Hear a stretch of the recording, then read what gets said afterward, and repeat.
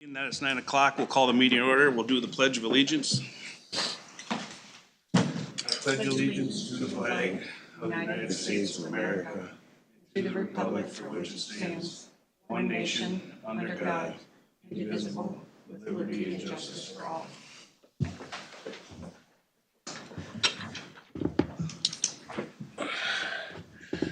Okay, before we get started, just wanted to say a few words about the events that happened over the weekend. Many of you may know that State Representative Melissa Hortman and her husband were shot and killed in their home over the weekend. Along with State Senator Tom Hoffman and his wife Yvette were also shot miraculously. They've survived their wounds from that, and in an event like this that's senseless, it's hard to understand why anybody would do this. And that's what makes it so much harder. So our thoughts and prayers go out to both of their families. And I think we should take a moment of silence.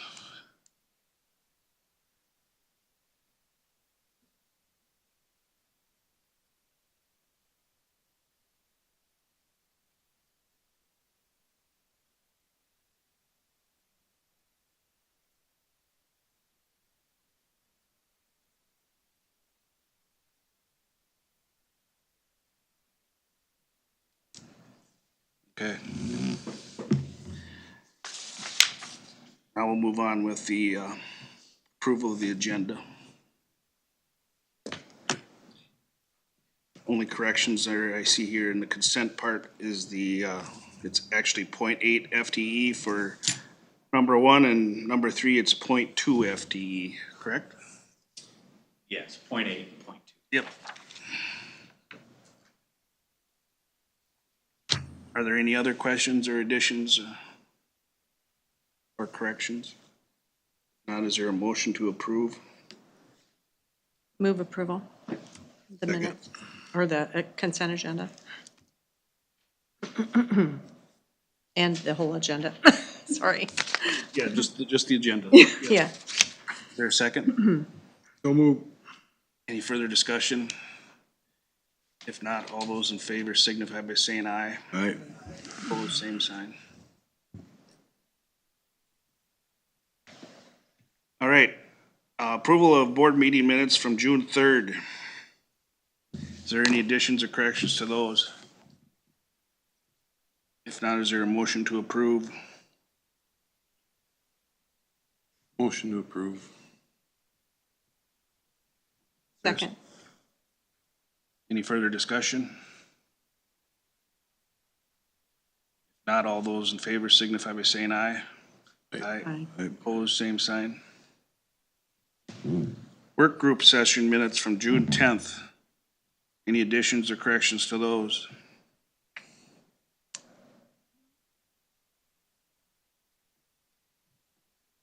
If not, is there a motion to approve?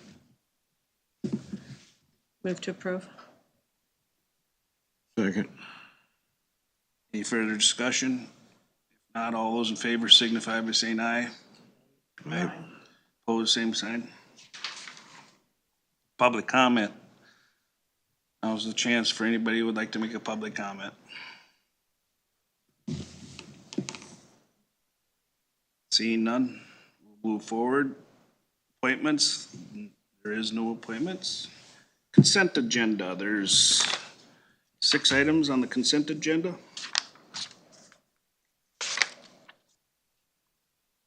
Any questions on those? If not, is there a motion to approve?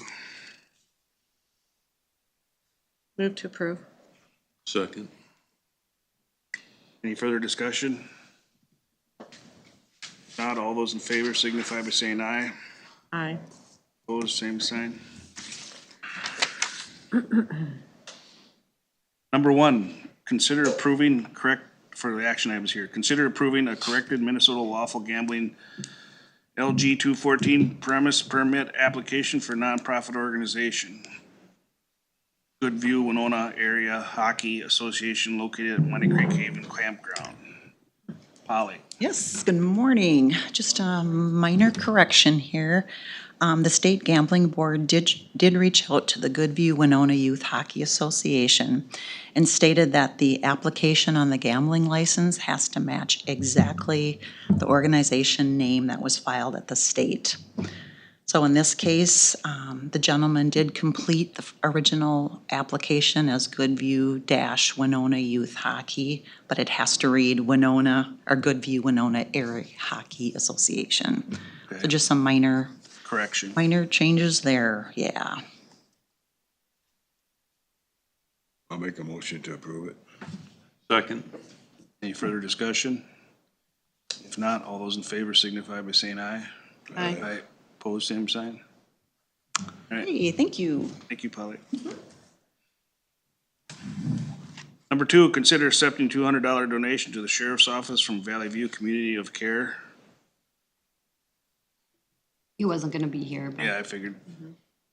Just a side note, there's a nice letter included in there on the presentation that they did for them, and thanking investigator Chris Frick for his professionalism during it. So it's pretty good training that they do. Yep. It was a well done event for them. Yep.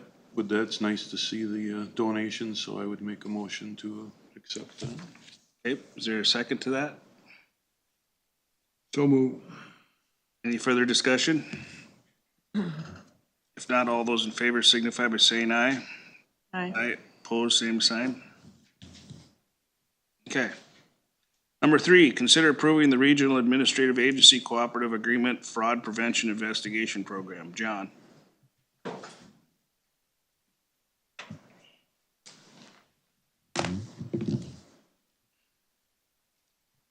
Good morning. Morning.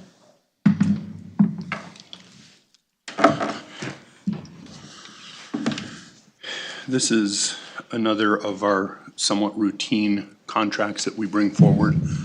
Given the fact we have new commissioners, I like to kind of highlight it in action as opposed to consent, our first time through.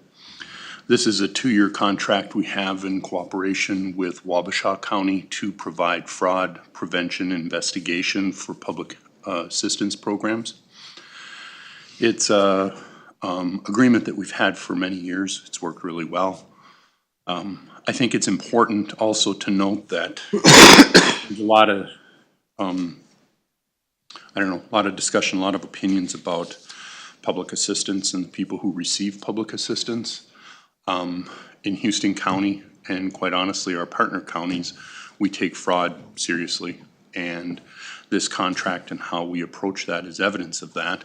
I'd also say that fraud needs to be addressed, but it's a relatively small portion of the overall amount of aid that we're providing to individuals who are categorically eligible. We've got Karen here today. She can kind of describe a little bit how our process works with the investigator out of Wabasha County. so yes, if we receive information, whether it's an anonymous report or discrepant information when people are applying or renewing their cases, we have a way that we can send a fraud referral to our investigator. I did bring some data. Kayleen Anderson is our current fraud prevention investigator. She's new to us within the last year. But from June 12th of 2024 through June 12th of 2025, we have referred 17 cases to her. And our amount of overpayments that we've issued based on that has been $35,277. So it's not common when you look at that. That's about a case a month, but it's also a way. Fraud isn't always just to try and get somebody. It is sometimes a vessel that we use to be able to say, I'm going to pick on Eric because he's right here. You know, hey, I'm Eric. used to that. Hey, Eric, you know, we've got some discrepant information. So it's not always to kick somebody off of the program because there's different penalties for committing fraud with public assistance. Sometimes it's the way that we have to get corrected information. So it's not always, hey, we don't want you to receive benefits or you're gonna have an overpayment. It is sometimes, we've got information we need to find and we need assistance to get that, so. So if you're you're using it to get information, is it because they're not giving you the information? Right, sometimes we have to have signed releases, everything we do is private, so if we, can't get a hold of you and we need to get a bank, They're bank not account or. responding or whatever. Yeah, sometimes we can use it that way. What Karen often says to me is, our eligibility workers aren't investigators, so, our job is to take the information that people attest to and make a decision on that, but sometimes there's information that we have that is at odds with each other. Makes This piece of information doesn't make sense given this piece of information. And rather than our staff going into an investigation trying to figure out which is, which one is right and what is the explanation, because often there's an explanation too. And that's when we refer to fraud. And I think she also says it really well, that a lot of times this isn't somebody thinking, how can we game the system? They're complicated programs that are easy to make mistakes or misstatements. And so that's why it's called fraud prevention and investigation. So the first part of it, it's a state program. We get a grant for our region. The first part of it is to try and prevent fraud at the front end as we're approving a case. So, but sometimes we also get information about people who are currently receiving benefits, and we need to have that investigated as well. Just something every 2 years? Didn't we do this 2 years ago? Yeah, it's a 2-year contract, and so this will be for 26 and 27.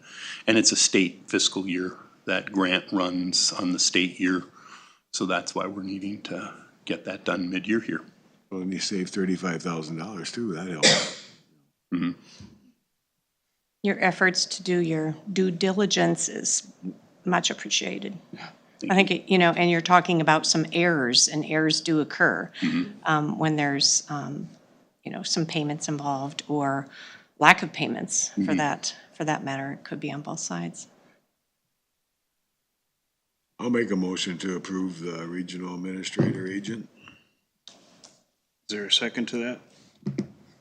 Second. Any further discussion? So you mentioned there's somebody new that's started. The other person before was there quite a while, wasn't he? Yes, Yeah. Nate was there, he was our longest. Yeah, it's nice to have somebody consistent. But And Kayleen understands the programs because it's a little, yes, it's an investigation, but there's a lot of information that you need to know about household composition and income and assets and what counts and how the programs work. So she did come with some understanding of our programs. that so helps, that's good. Helps a lot. Yeah, with Nate, he had been for quite some time, and prior to that, we kind of had a rotation where there were people kind of not staying with the position very long. I know. And so we were glad that Nate stuck around, did a great job for us. And I think I've met Kayleen once, but I'm told she's doing really well. She's very responsive and I'm sure they follow a procedure or process that, that's, make sure that they checks and balances are. Yeah, she's an employee of the Wabasha Sheriff's Office. But the FPI program is run by the state of Minnesota, and so there's parameters. They have to do training and different things like that to be able to there's different computer systems that they're able to get in that even we don't get into, that get pretty sensitive private data, to be able to kind of make sure that the data that they're presenting or the data that we have is consistent. And there's policies that we have to follow Sure. as far as, there's timelines that we are required to meet. And, if we're looking at there's options, people can sign a waiver saying, yes, I did it, but I'm not admitting, or they can say, no, I want it to go to a hearing, so that we have policy that tells us what we need to be doing each step of the way. Most of our investigations end in that type of thing where it's like, fair enough, I made a mistake or I was wrong. And we have an overpayment that usually comes out of future benefits. There are some cases that we've prosecuted, however. That's a pretty rare occurrence. Okay. Motion and a second, so all those in favor signify by saying aye. Aye. Aye. Opposed, same sign. Thank you. Aye. Thank you. Number 4, consider approving, what does that say? IntelliSense. Telesense RFP Consulting Services Proposal. IntelliSense, it's a mouthful. I said it wrong for about 10 times before you finally I corrected. was gonna say intelligent, and then I looked again, oh, it's not very intelligent. Good morning. Morning. So this is in reference, again, to our looking at what's out there for our health insurance coverage. As we spoke last time, we spoke with some different brokers and some individuals to help us with the RFP process. And IntelliSense out of Albert Lee, the gentleman's name's Lynn Carmes. He's been fantastic to help us kind of navigate this. He also came in at the lowest bid. His bid for IntelliSense to help us with that RFP was $6,000. The second bid closest to that was $24,000. So it was kind of a considerable difference in the bid price. So his proposed is that once if this is accepted and we want to utilize him to help us with this RFP process, he'll start collecting all of our data, everything from all our claims and everything, and put together kind of an RFP process and package to send out to insurance companies to see if anybody's interested in giving us a quote. There are some things that we have to do statutorily, like we have to post it in our paper of record.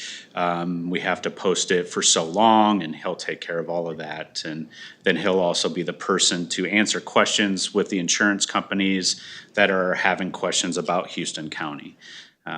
When that time comes, looking at that August timeframe, he'll have all those quotes from insurance companies that are interested in supplying healthcare coverage to Houston County, and he'll sit down with us and help us navigate and figure out what the best plan is for Houston County. Out of the ones that he is getting the RFP for, and then on the other side, we still will look at the ones that we have currently to see what their next bid is going to be or proposal is going to be for current insurance. This guy, a private individual, works on his own, of his own.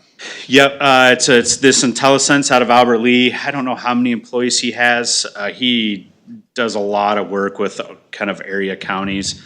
Our regional HR meeting, when kind of was there, I was asking as far as anybody for us to reach out to, and it was an overwhelming contact this individual. And so when, So the other counties have used them. oh yeah, yep, a lot of different counties are using them. It's it's hard to find counties that don't have some sort of connection with him and utilize his services. 6,000 compared to 24 is quite a difference. Yeah. He did also in there too, if you kind of include, there's an 18,000 yearly consulting fee. He did throw that out there. Is that something if we were interested in just to continue to budget? As far as having somebody, I mean, he'll just continuously take care of us with our insurance plans when it comes to questions or claims, anything insurance related, getting people set up. That is something that they offer as well, just to be a full-time consultant service. And he said if that's something that we wanted to do, he'd even waive that $6,000 RFP process. So I'm still getting some information from him. I have a meeting with him on Thursday or Friday, and I'm gonna just gather information of exactly what all that entails. what you get for that consulting service, so I can kind of better inform you and kind of see if that would be worth it to at least have a conversation about it, but right now, This is the decision. this is the decision, yep. That's Yeah. possibly why there's a difference, the 24,000. Maybe they have you automatically have to opt into their program or something, I don't know, because that's Yeah. incredible difference in the fee To amount. manage it. Yeah. Yeah, Right. yeah, that was just manage the it. RFP process. So does he have an agreement? I'm was? looking at the slides that you have. Is there an agreement then that we would have to approve eventually, or? Yep, so this is just for us to kind of start that conversation with him, to go through that. We can draft up that, official agreement, as far as what that RFP process looks like, if you'd like to do that. This was something he sent us on the back with the fee structure, just kind of gave us that information, but if you wanted to have some sort of official agreement, we could definitely put something together and just have it on the next agenda for you to approve. So if we went with a full year's consulting, he'd waive the 6,000? Yeah, he would do that, yeah. And we don't have any idea what it would be for a year, do we? It'd be 18,000. 18,000 for a year. And that's just something I'm getting now, so we can, because budgets are gonna start, so that'd be like a next year kind of budget situation. I think for now, we should just do this is something we need to do to get started here in the process of getting an RFP out there. Yep. I think we should just go with this one, in my Right. opinion. Yeah, it might be easier to maintain after we once have it set up, and, Get a, You're talking do the 6,000 option now and then wait till after. and get more information about the rest of it. Yeah, too. yeah, we can definitely Sounds do like that. a better plan. like it's a monthly charge possibly too, the $1,500 a month, 18,000 annual consulting fee, so I don't know what that means. He probably does an agreement for on an annual basis. but- And Sure. and is that something we really need? We don't know that. Yeah, check it out. At this time, not really, but that's just, like I said, he put that out there just to Yeah, I'm say. just thinking Some about what groups we need. probably do, yeah. I don't know. The You know, large- if you're a bigger county Yeah, large, and you have, Yeah. 600 Hennepin County, employees, We probably need something. you might need a little help in navigating that, so well, then it's I think you could probably, probably handle that part, couldn't you? I think we could figure it out, yeah. Do you need a motion then to? Yes. Yep. To do the 6,000 one? I'll make a motion to do the $6,000 to hire this administrator to do our insurance. Is there a second to that? Second. Any further discussion? If not, all those in favor signify by saying aye. aye. Opposed, same sign. Okay. Thanks, Brent. Number 5, consider reviewing and approving payments. Everybody's had a chance to look at those. Is there any questions on those? If not, is there a motion to approve the payments? So move. Is there a second? Second, Any further discussion? If not, all those in favor signify by saying aye. Aye. Aye, opposed, same sign. Moving on to discussion items. Carol's off this week, so she isn't here. For board chair updates, I just want a reminder that tonight we have our Board of Equalization meeting at 6 o'clock, I believe. So we need, make sure we need to have a quorum to come to that, to conduct that meeting. Hopefully everybody can make it. Tonight at 6 Tonight at 6 here? here. yep. So just a friendly reminder for that. Thank you. That's basically all I have. Commissioner Wright, do you have anything? gosh, let's see, lots of meetings this month.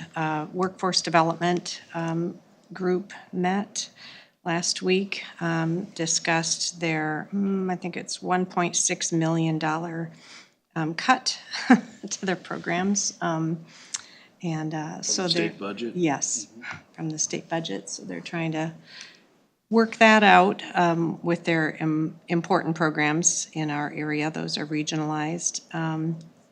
Also had a SHAC meeting, same type of issues that we were discussing and making sure that we had to keep some data from the state, that because of the Board of Health cuts as well, it's difficult for public health departments to get consistent data, and that's what we rely on in Fillmore and Houston County, so that's important. Let's see, some of the highlights of those meetings.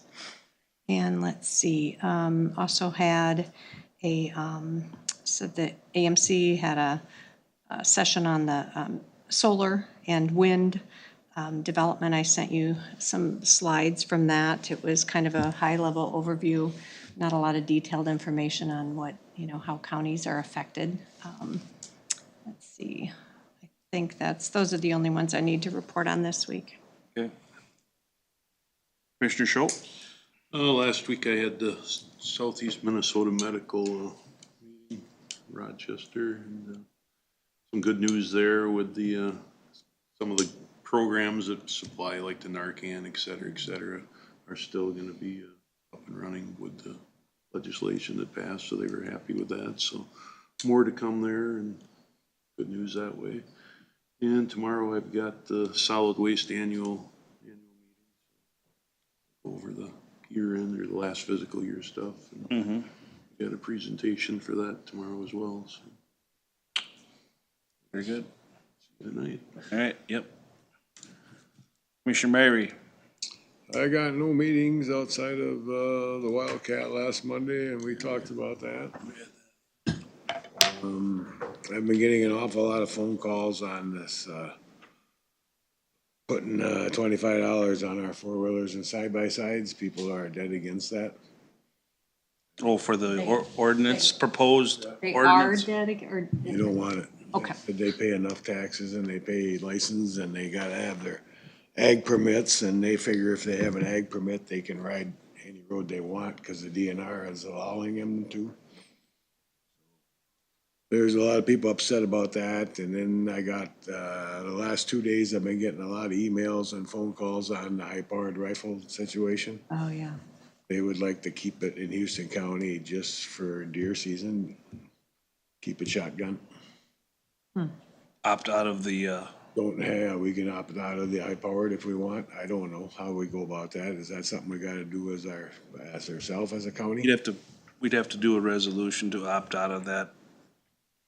A couple of counties already have, right? I noticed. believe Freeborn and Olmsted, I'm not sure, but Yeah, that's what I saw. I mean, I don't care about high powers after the deer season, but I mean, there's a lot more people out there hunting during the deer hunting season, shotgun season, and I think it would be a little more dangerous during that time. Afterwards, you got muzzle loader and they can shoot as far as a high power rifle too, so I well, that's mean, just it. They already can shoot a muzzle loader. Use the muzzle loader Yeah. during the shotgun season too, and yeah.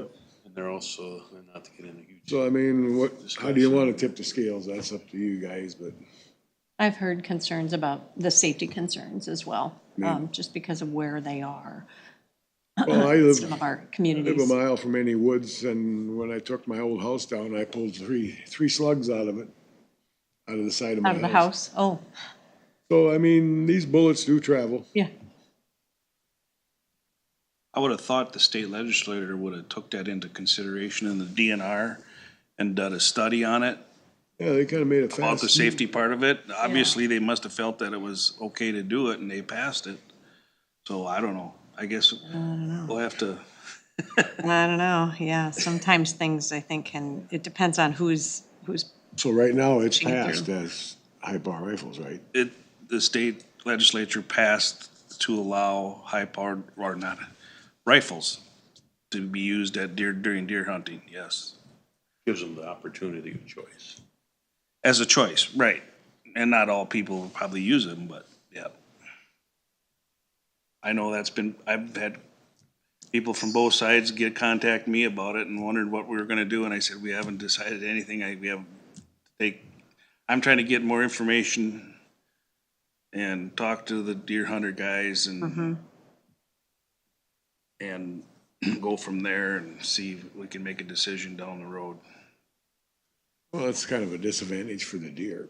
I mean, you can shoot a deer 400 yards out with a high-power rifle. That's not much of a sport to me.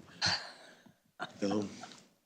Well, when I look at my crops, there's plenty of deer to shoot at, so I Yeah, mean, but they gotta quit shooting the bucks. They gotta shoot them does. But Eric, nobody shoots does anymore. that's the problem. That's what they should do. Yeah, we should- DNR should make a earn a buck situation. Before you can shoot a buck, you have to shoot a doe, but they won't do it. No, Yeah, I think there's some questions that aren't really answered, and I've heard from individuals that are just concerned because of the number of hunters out there, during that season, and if they're able to do this. So do we need to get more information on that to? I think we should just sit back and listen for a while and see what the public thinks. That's what I'm gonna do, is I'm gonna try to get more information, and if we wanna address it in the future, we can do that. So not make any decisions Kinda at what the I'm doing moment. is just taking Yeah. in information now and see what people think and. Going back to the utility vehicle ordinance, people with ag tags would not have to have a sticker to run just because we have an ordinance. It's for the ones that are on the road for recreation. Non-farmers, more or less. Right, so, I mean, if you had an ag tag, from my understanding, I think that's what Brian explained, that if you had an ag tag, you would not have to have a county sticker. Used for agricultural purposes. Right, and it can only be used for agricultural purposes, to go from farm to farm. But, and the $25 fee, I don't know, that's, nobody's talked about fee structure or what that would be, so.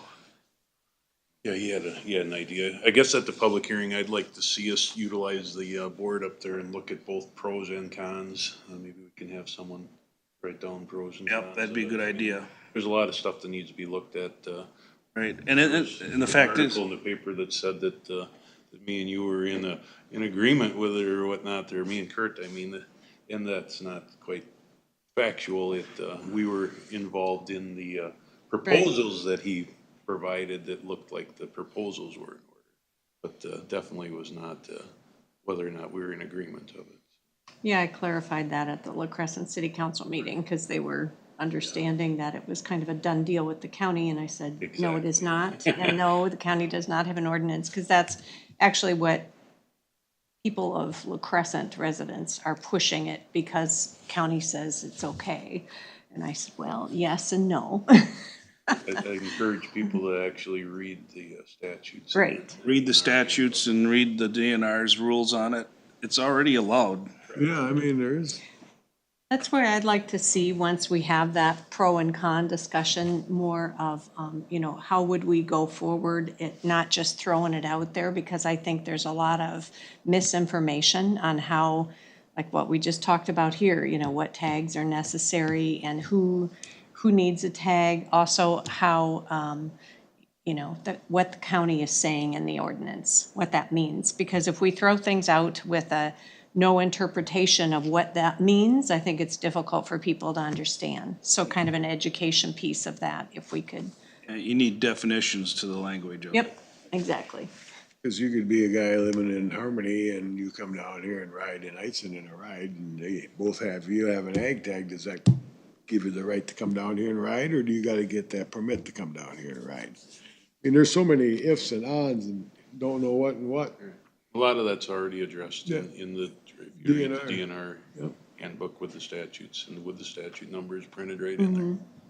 Yeah, and I think we can just simplify it and make sure it's easier. It's better for enforcement then too, you know, if people Is it given though? some information. Well, I don't know about that. No, I mean, as far as if they have some information, because otherwise it's confusing.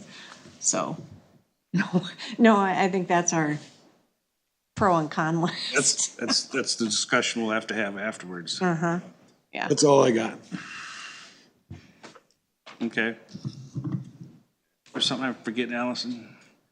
Well, two things. Are we using the whiteboard or the screen for the pro and con list? Probably the whiteboard would be easier, wouldn't it? Yes, Last time. yeah. Yep. I can write that if you want me to, even though Okay. I'm not a good speller. Yep. And some pros and cons could be Well, the sheriff can do depending on that who too. you you're, know. Give you a list of the pros and cons or whatever, but I mean, those could be debated probably depending on who you are, but yeah. And then just a, update or a reminder for department heads, we have an early packet deadline of tomorrow, Wednesday at noon due to the holiday, and that is firm. Nothing beyond noon tomorrow.